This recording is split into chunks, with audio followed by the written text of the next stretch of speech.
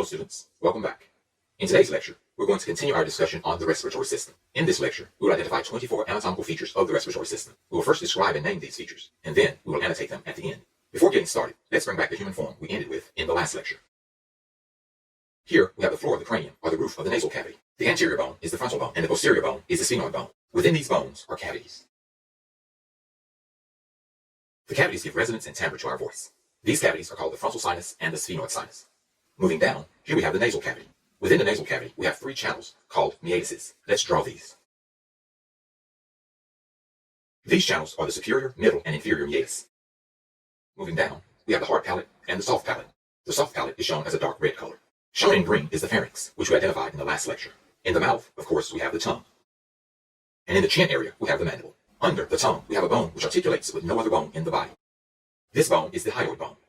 Shown here as the interface between the green and the purple is the opening to the windpipe from the pharynx. This opening is called the glottis. Air, drink, and food all travel through the pharynx. To prevent drink and food from entering the windpipe, there is a flap which closes the glottis. Not only does the tongue move this flap down to close the glottis, but the larynx also moves up to close the glottis. This flap is called the epiglottis. Surprisingly, people who've had their epiglottis removed, and epiglottidectomy, choke no more frequently than before the procedure. At the opening to the larynx, there are two pairs of folds. When air passes through the bottom pair, they vibrate to produce sound. The inferior folds are called the vocal cords. Although two folds are drawn here, only the bottom folds are involved in producing sound. Once food and drink leaves the pharynx, it is directed to the food pipe. Shown as a yellow color here is the food pipe. The food pipe is called the esophagus, which is not actually part of the respiratory system.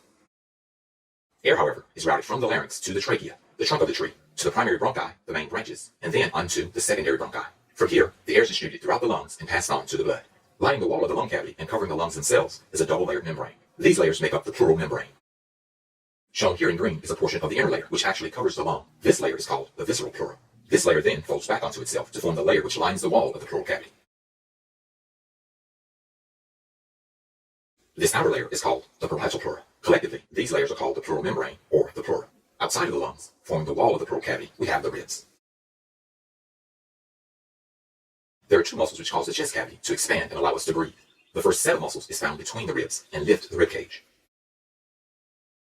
These muscles are called the intercostal muscles, so named because they are found between the ribs. The second muscle is a large dome-shaped partition separating the thorax from the abdomen. The dome of this muscle moves down, effectively increasing the volume and decreasing the pressure of the chest cavity, causing atmospheric air to rush into the lungs. This dome-shaped muscle is called the diaphragm. These are all the respiratory features that we will identify in this lecture. At this point, we will conclude this lecture by annotating all of the features we have noted.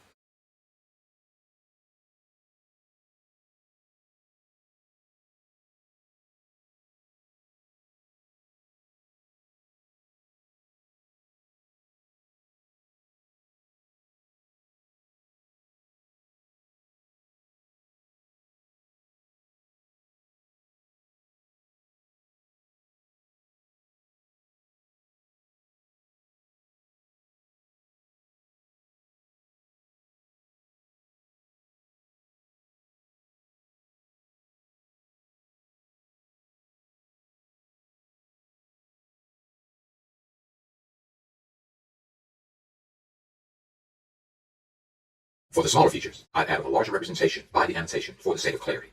So this concludes our second lecture on the identification of the features of the respiratory system. In the next lecture, we will continue with more of these anatomical structures. I hope that you've learned a lot.